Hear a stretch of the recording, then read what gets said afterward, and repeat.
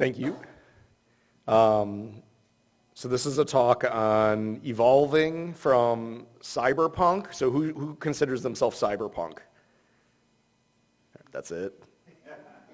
What is your identity at a HackerCon? Like,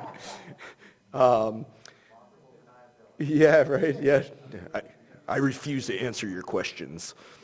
So first off, I want to thank the organizers and volunteers and all the other speakers.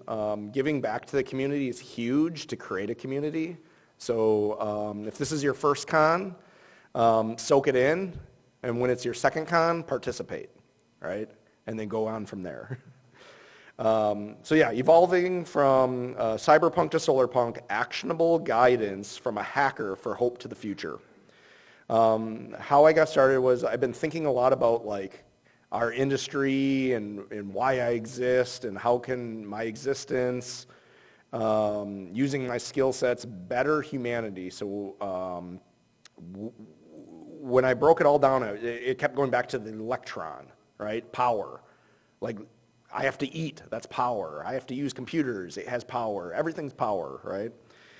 And society has a lot of challenges right now of supply chain issues, like trains are crashing with chemicals. How are we going to survive as a species, and what can I do in my skill set to like push things forward? And then in the typical cyberpunk mentality, is it all going to be mega corporations and evil governments and do we have to fight this? Are we going to be controlled? And ultimately, where do I fit in? How do I create a world for our descendants to be proud of us? Are they going to look back and be like, you know, they drove around using petroleum and polluted our air and trains crashed and chemicals were here forever? Now, Solarpunk isn't just about solar panels. Solar is a symbol of the movement. Just like cyberpunk means multiple things, so does solarpunk. So I'll dive into those details. So I'll start off, who am I? I made like the most ugly slide I could. I'm from Wisconsin. I'm here as a hobbyist. Nobody in this room even knows where I work, I think.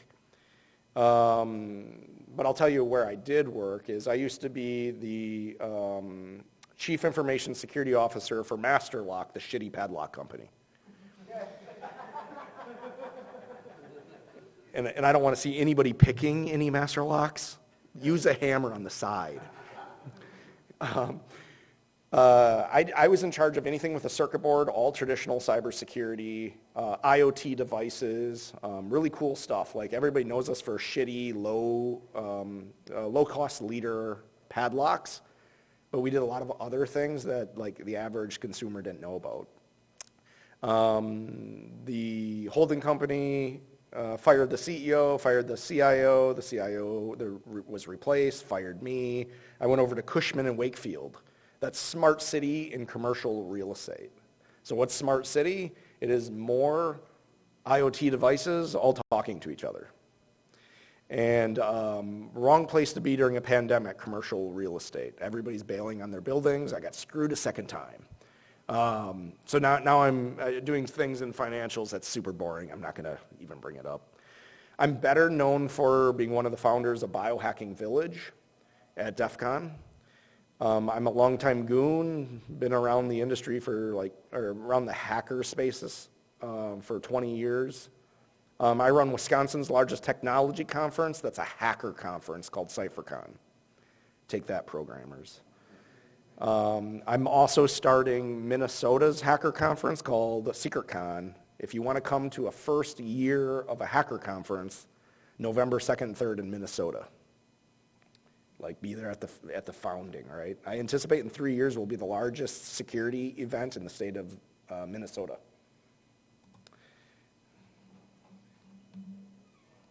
All right. Cyberpunk is dead, and that's okay. Even the Dark Ages had culture. And it's a movement that was started in the 80s, and it was about surviving the Cold War. So like, why do we have this draw to like dark shirts and hoodies and it's this cynical Generation X, and like we're wondering like, why are we so stressed, right? And it's not a fun place to live, like a cyberpunk in a gritty dystopian future. So I'm like, let's make a talk that talks about like how we can, make cooler spaces. We have to evolve. We have to push our old ways. We can still wear our hoodies because they're cool, but like put on a Hawaiian shirt underneath or something, or sock monkeys. Like, so we don't have to completely forget our past, right? We can still embrace the counterculture. Solarpunk is countercultural, just like cyberpunk. You can keep your outfits. You can use critical thinking and methods we learned from our cyberpunk elders. And use ingenuity and independence and fight for freedoms and have concerns for social inequality and be rebels. But stop like dreaming about this dystopian future. We need to fight these evil corporations, these overzealous governments. We need to eat the rich. And this talk is not about anti-wealth. It's about better alignment to distribution of wealth. Instead of hiding in a hole, suckling on the teats of these evil corporations, hoping they'll keep us alive, we need a fresh approach. We need a new strategy. We need to develop and transform into a post-capitalist society.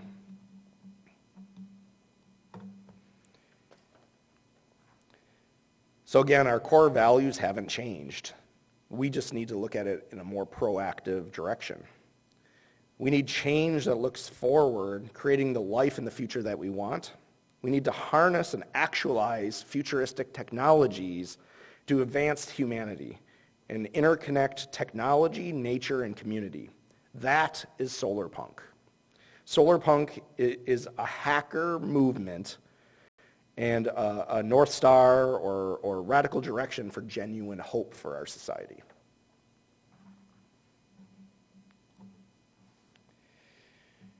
So how can we use our skill sets to make this happen?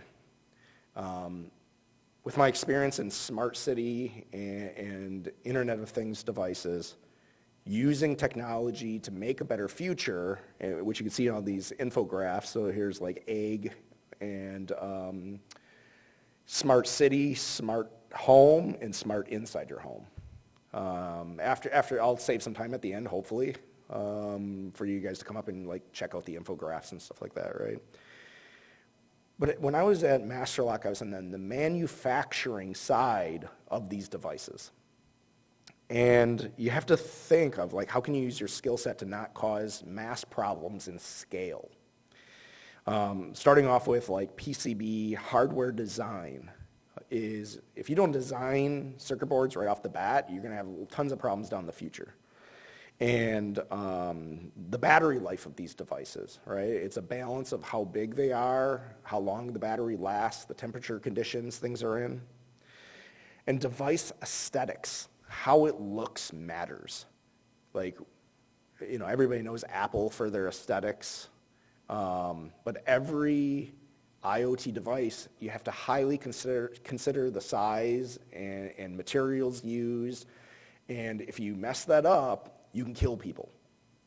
And how can you kill people? Like, look at the, it's in my notes somewhere here. Samsung made like the Galaxy what? Okay, 7? Cool, we'll go with 7. Like, they didn't account for temperature changes and they blew up. Like, that can take down a plane, right?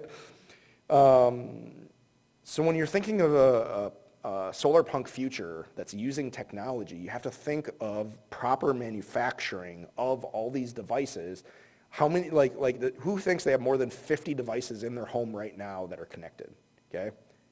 And you want to, how many people were behind the creation of those 50 devices, and did they mess up, right? And how long are who has a smart home or stuff inside the walls? Will it last 100 years? Because are you ripping that wall down and replacing that with the latest stuff? Well, people in this room probably, but the average person not, right? When you're creating Internet of Things devices, you have to think about bugs. You hope they're not hardware bugs because you just rolled out 1 million into reality. How do you fix that beyond a recall?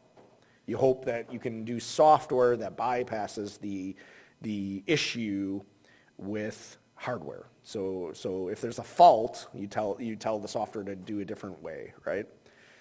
So at Masterlock, we would roll out 1 million different, say, safes, and then we'd find out later, oh crap, halfway through production, we didn't have supply chain. The supply chain got messed up, and we switched it from chip version A to chip version B, and we didn't realize there was issues. Well, now we don't know where those 200,000 devices are that have problems. Well, we figure out a code to bypass the problems or to run it at a different speed or whatever, right? And then obsolete components, again, that comes into the supply chain issues. It's just supply chain issues after supply chain issues, right? You need 10 million of these things. You can only get 5 million, so what do you do? Because demand is 10 million, and you need to pay the bills. So obsolete components is a major issue in Internet of Things and smart city. And then costs.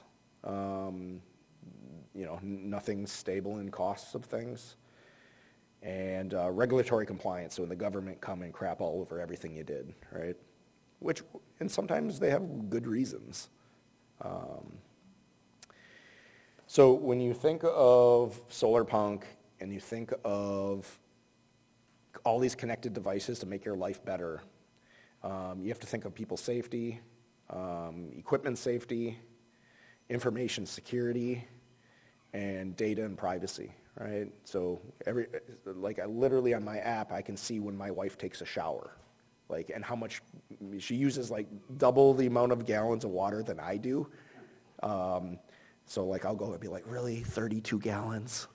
That costs a lot to heat.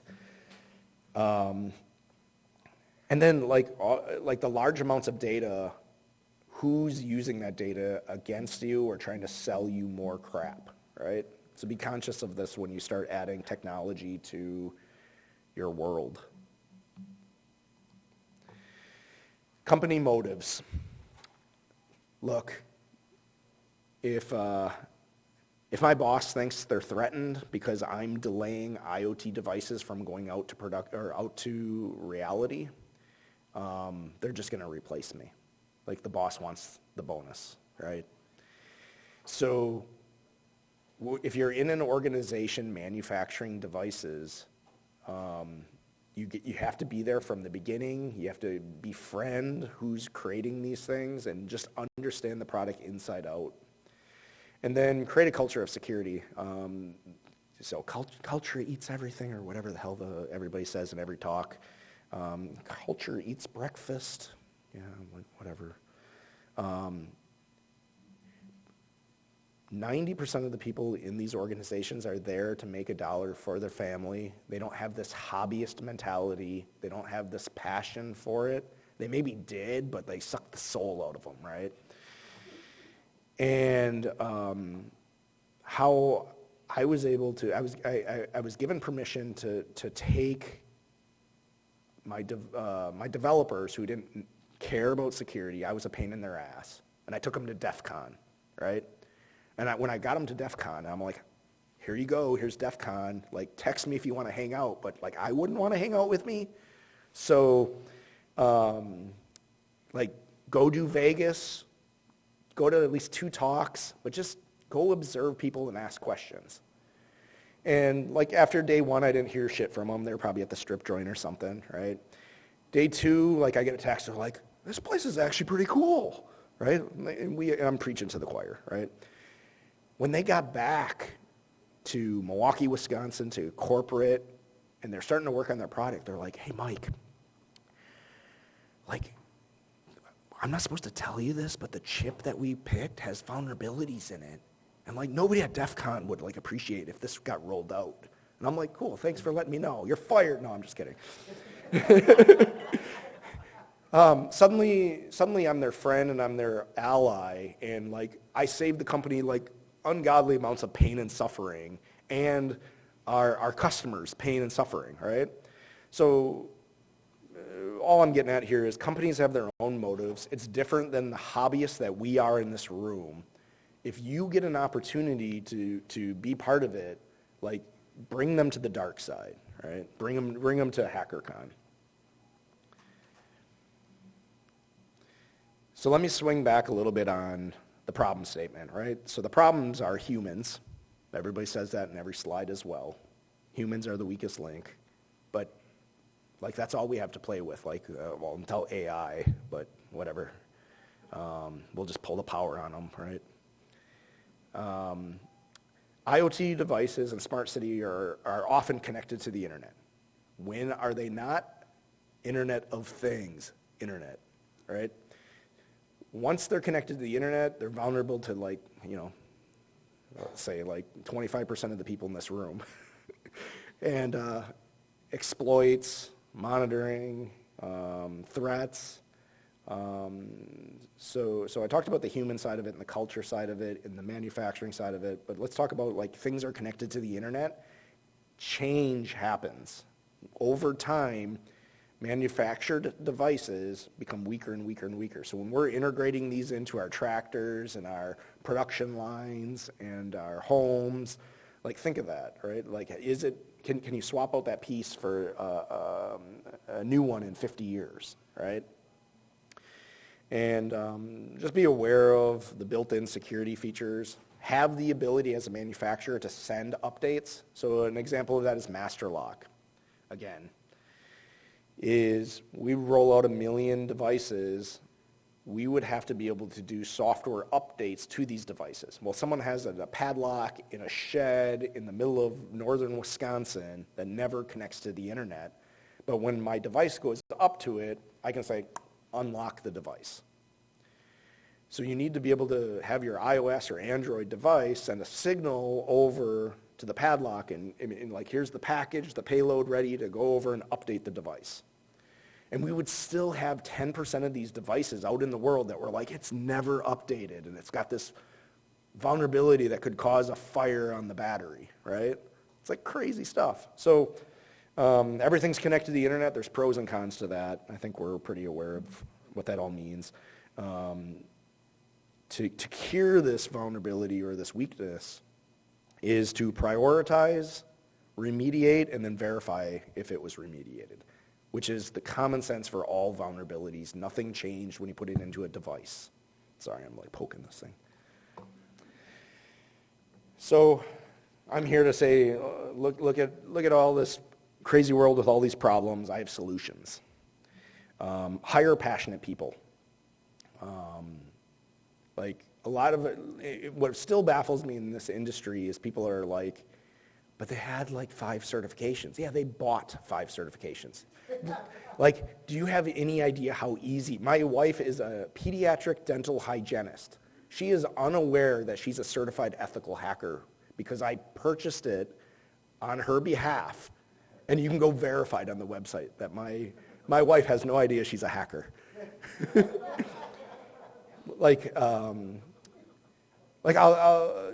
I hire a lot of people, and I see these certifications come in. Like, just don't blindly believe the certifications, because for $2,000 you can be a CISSP, right? Like, and you didn't even leave your house. So be careful. Hire truly passionate people. Hire the hobbyists. Hire the weirdo that brings you outside your comfort zones, right? And they might be a pain in your ass. Like, I'm a pain in like every boss's ass I've ever had. Design and remove bad features, right? Like, you have all this feature creep from your customers. They're like, what if the lock had a screen on it that played Doom, right? Like no, throw out the stupid ideas. Like, get to the very basics, the minimum viable product, and then talk about, like, let's make sure the data is not going into a whole new paradigm. Like, suddenly we have, like, personal data on this device, right? Like, just put up some hard red lines. And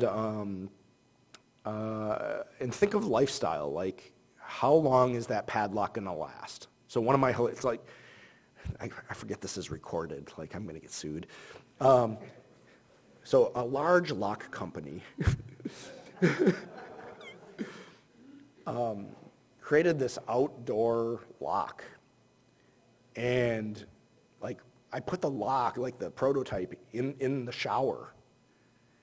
And after 3 days, it failed. I'm like, how is it going to get through a rainstorm? So what is the life cycle of your product, and what's a reasonable expectation? Like on Nest products, Google owns them. The smoke detectors have physical limitations and they actually have an expiration date on the back of it. Like, that's awesome. Like, we should expire all our IoT devices, or at least inform the consumer of what's a reasonable expectation. Like all these devices you see on here, what's reasonable? Like John Deere should say, hey, like, we think this is going to last 10 years. And then all the farmers are like, well, I'm going to be farming for 30 years, right? Like, I don't see a lot of manufacturers doing that because they sell less product, right? It's all about taking your money, stealing it. Risks, right? Do quality control, do stress tests, run scenarios. Like just because we never thought that this padlock was going to be used for someone to pull a shotgun, that was like legit, somebody was using like a really crappy lock in public areas so someone could go and just do up, up, down, down, and pull a shotgun. And I'm like telling this dude, I'm like, that's like, that threat vector of that lock was never designed for a weapon, right? Like, use common sense, man. And he was like starting a business with this, like the quick release shotgun using a master lock. I mean, a large lock from a large company.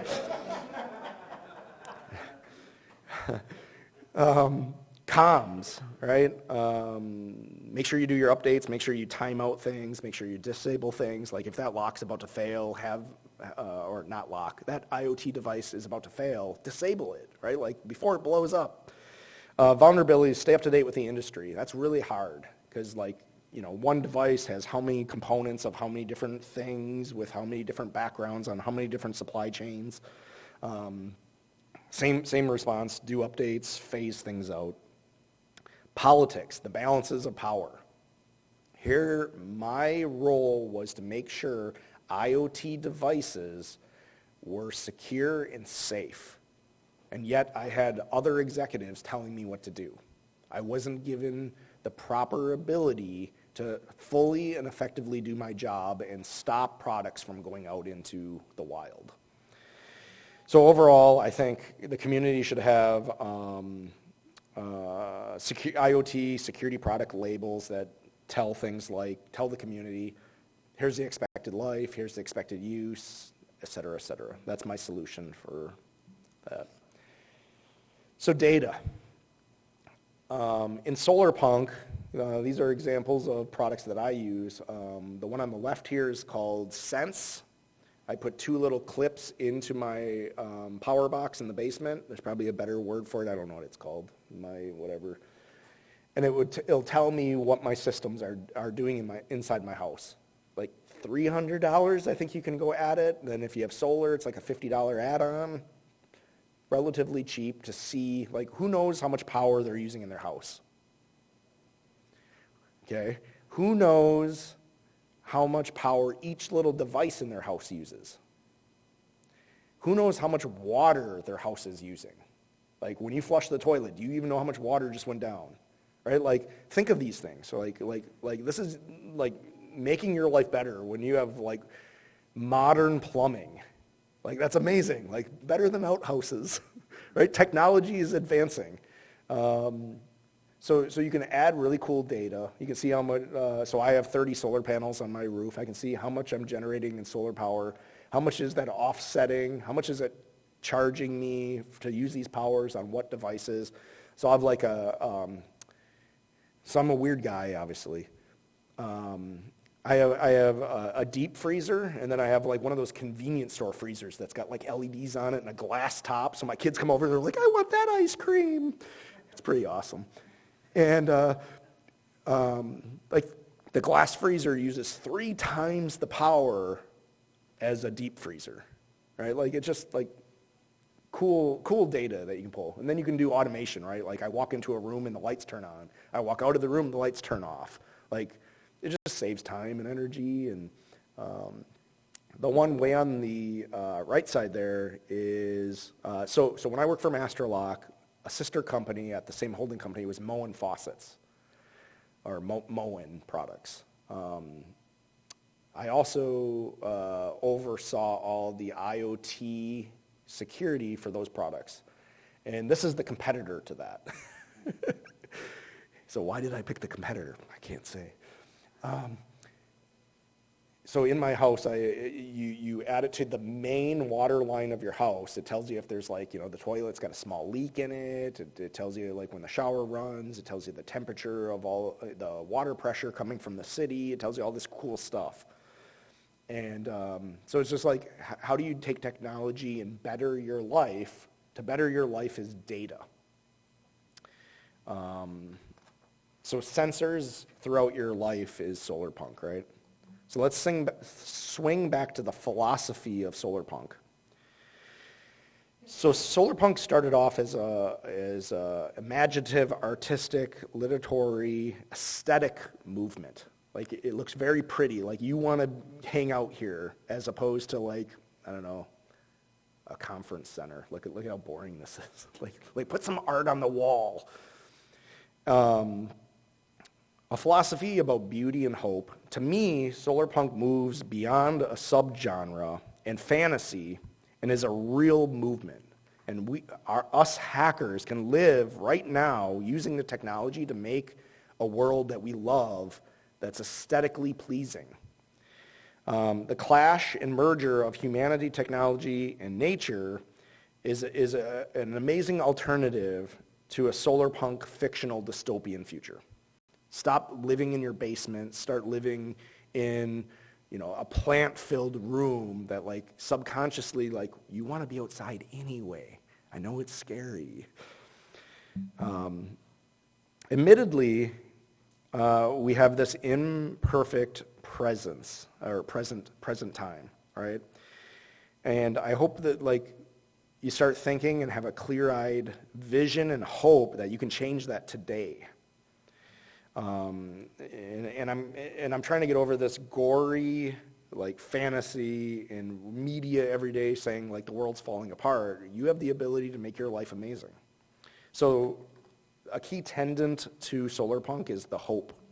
So just be hopeful. Solar in Solarpunk doesn't exclusively mean solar energy. The movement's bigger than just energy justice alone. It's building something that you're proud of. It's the long-term ideas of things. It's short-term plastic crap that breaks.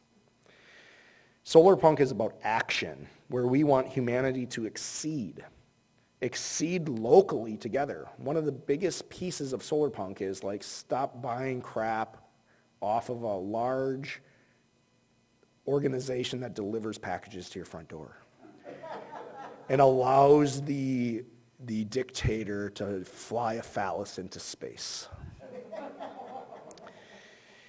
By buying locally, like the price is higher, and it's hard to justify. There's like, what is within reason? Is it 20%? Is it 40%?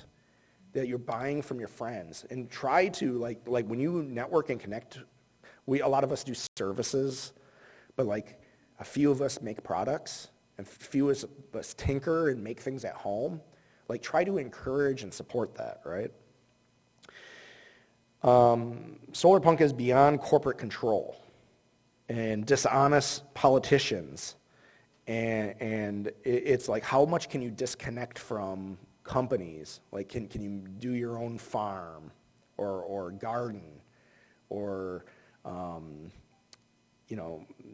create and embrace technologies that like push out anything like external. Like if you can be self-sufficient, that's solarpunk. So solarpunk is frequently depicted as this lush, vibrant wildlife. Like who's fighting for wildlife? So pick one creature that you're interested in and try to help them, because who are their advocates right now? So I can give you my personal stories. I picked whooping cranes. Who knows what a whooping crane is? Cool, 4 people, 5. In 1942-ish, I don't know the exact year, there was only 32 whooping cranes left on Earth. And today there's 800. And that's still not enough, because like one hurricane could hit their like winter nesting grounds and like take out like 200 of them, right? So just pick something. It could be biodiversity. It could be bugs. Like pick something that you find cool and passionate about, and just like be an advocate for them, right? Because if we take out our biodiversity of our world, who gives a shit about all this technology? We like messed up our ecosystem. Solarpunk isn't only about living in the world that we want to strive for. It's about the radical change behind that. Like, we're countercultural. We want to see radical change. I'm encouraging you to come up with radical and crazy ideas to push the life you want to live forward. Like if you see a $200 device and you're like, oh, that's a lot of money, like, don't do it now, do it in 6 months and save up for it, and then add the system to your house that's like watching your shower, right? Do weird things, break ground. It's literally a journey from where we are today to where we're dreaming about.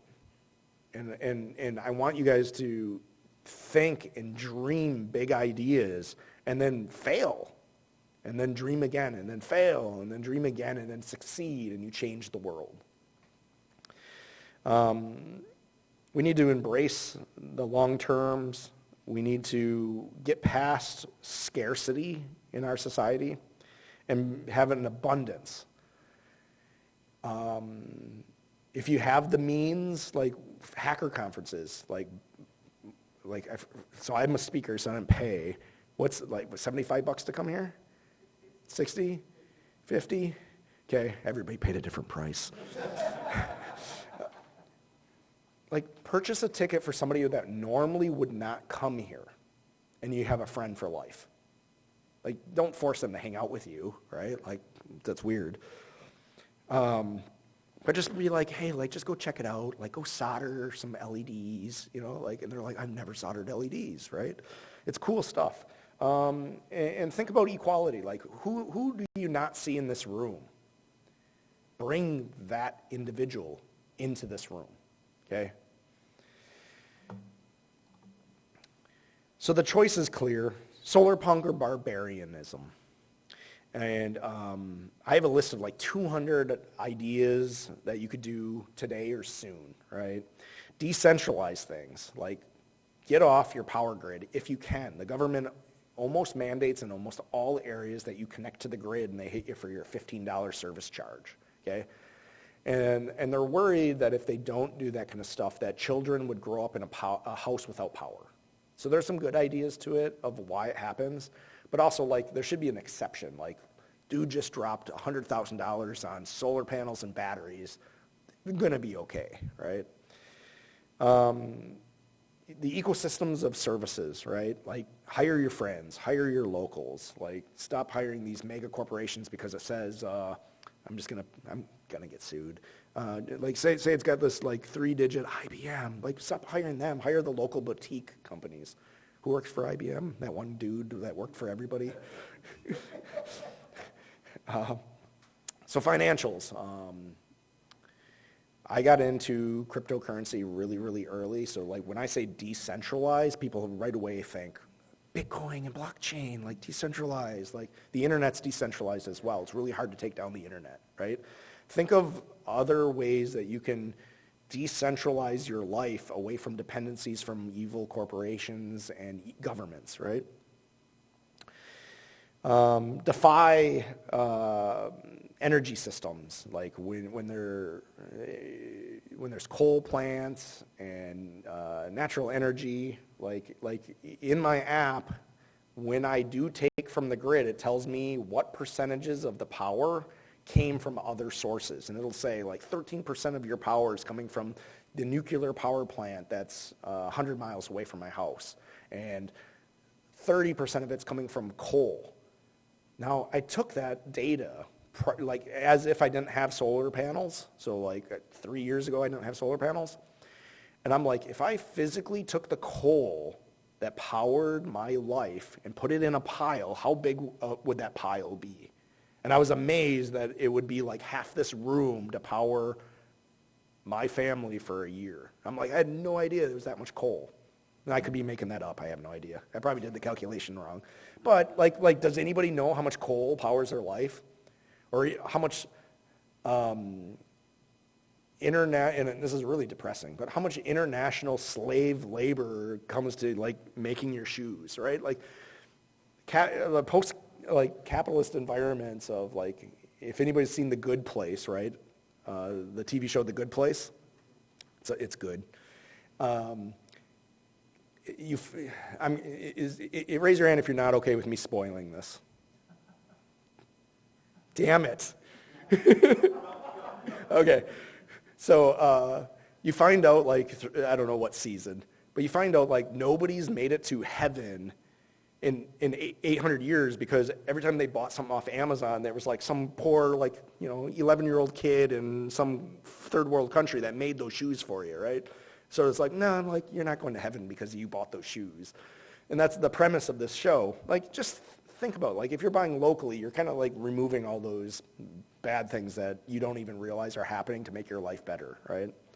So, womp, womp, womp. So unite together, work together. The right to repair is a big aspect of Solarpunk. Thank you. So at my hacker conference in Wisconsin, our keynote speaker was about a dude that hacked John Deere tractors, and because he lived in a country that didn't have a local service depot or whatever they call them. So he's like, screw you, John Deere, I'm going to fix my own crap. And he ended up putting Doom on his, so I bring up Doom again. He ended up putting Doom on his John Deere tractor, and it made it all over the news, and John Deere tractor's like, don't doom us.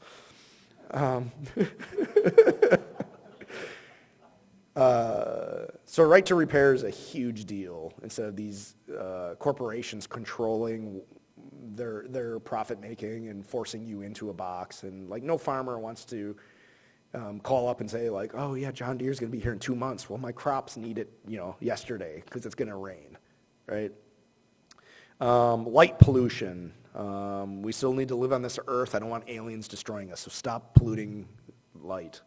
Okay, there's more to that, but you can go look up light pollution. And then battery-powered tractors.